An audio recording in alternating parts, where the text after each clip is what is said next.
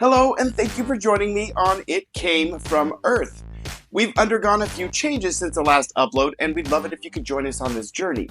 You can do that by liking and subscribing here on YouTube, and by following us on our other social media. We've also launched a website at slitherandhiss.com. We have a few different offerings up right now, like articles and even some merch, but we plan on adding new content every week. Now that we've done the promos, let's dive right in. We're going to take a closer look at a recently popular pet that is enjoying its time in the sun. But its origin goes back 300 million years to the darkest depths of the ocean. Today we're talking about isopods.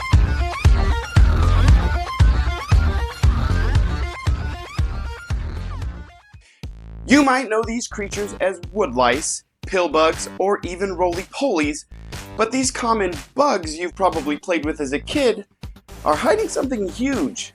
They're not actually bugs at all. They're crustaceans, and their closest relatives are actually crabs, lobsters, and crayfish. But if they're related to some of the most famous aquatic critters, how did they come to shuffle along the forest floor? It all started about 300 million years ago during the Carboniferous period. These early isopods swam in ancient seas and lived a fairly sedentary lifestyle, most likely munching on decaying plant and animal matter that's made its way to the seafloor. Around the time that Laurasia broke apart from Gondwana in the Triassic period, they diverged into two major lineages, the short-tailed and the long-tailed isopods. The competition from these faster, more agile cousins drove the short-tailed isopods into a variety of new environments, like shallow seas and eventually even onto dry land. The fossil record for terrestrial isopods only goes back as far as about 110 million years during the early Cretaceous period, but some scholars believe that these formerly aquatic critters may have moved onto land closer to the beginning of their evolutionary journey. Terrestrial isopods are known today primarily as pets or the cleanup crew for your terrarium, though they are some of the most famous detritivores, or animals that specialize in feeding on dead organic matter. Their family tree has many feeding styles and fills many niches in nature.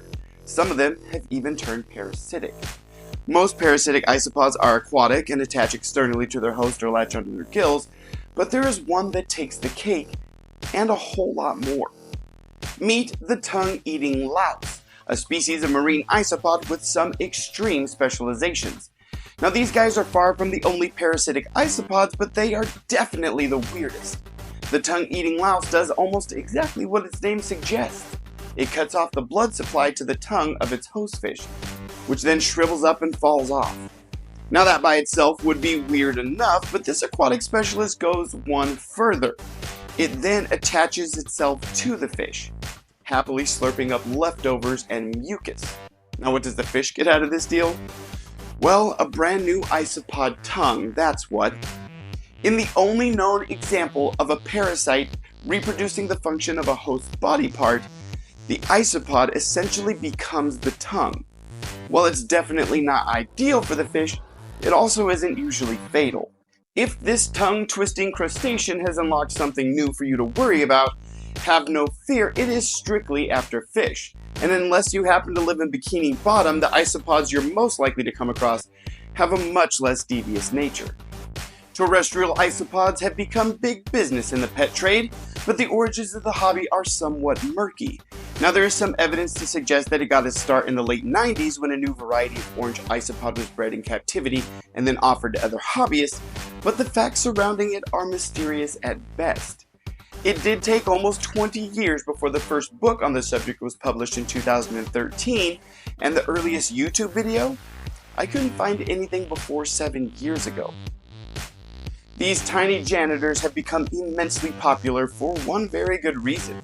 They excel at clearing out dead organic matter. By eating it and converting it to something more readily available for the plants to use, they can add to the overall health of your bioactive terrarium. They're also relatively easy to care for and are usually very hardy and take easily to captive breeding. There are now even designer color variations that don't even exist in the wild due to these efforts. There are a few reasons that being so gosh darn adaptable could be a bad thing.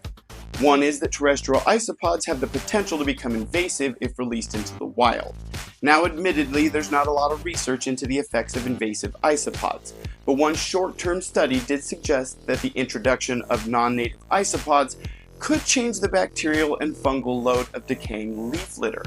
And anything that throws off this balance is an issue for the overall health of an ecosystem. The other downside of this adaptability is that eventually you kind of hit the threshold and become almost too specialized. This means that as a species you could be slow to react to change, like cave-dwelling isopods such as the Lee County cave isopod. These guys evolved in a closed environment and can be found along submerged rocks and gravel in only 2 cave systems in Lee County, Virginia. Now this obviously means they are incredibly vulnerable to environmental factors and were listed as endangered only 31 years after their initial discovery. As is the common theme among all vulnerable animals, habitat loss and global warming are some of the biggest factors facing the Lee County cave isopods.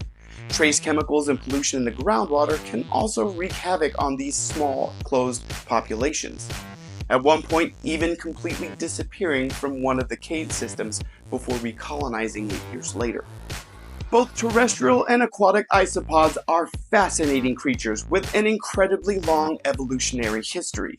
They play vital roles in the ecosystems they inhabit, and I for one am glad that they are finally getting their 15 minutes of fame. It only took 300 million years to get it. I'd like to thank you once again for joining me on It Came From Earth Isopods. I hope you had a good time learning about these fascinating creatures. I'd also like to share one more thing. My book. This is It Came From Earth Amazing Animal Facts from Around the Globe. Now it is definitely geared towards younger audience, so if you have kids that are 3 to 5, maybe 10 years old, this would be a great book to kind of spark the curiosity about the world around them. It's got bright pictures, awesome photos of animals, and lots of interesting things to learn. You can find it right now for $10.99 on Amazon. Now don't forget to hit that bell to find out when our next video goes live. And the next one is going to be about one of my favorite creatures, legless lizards.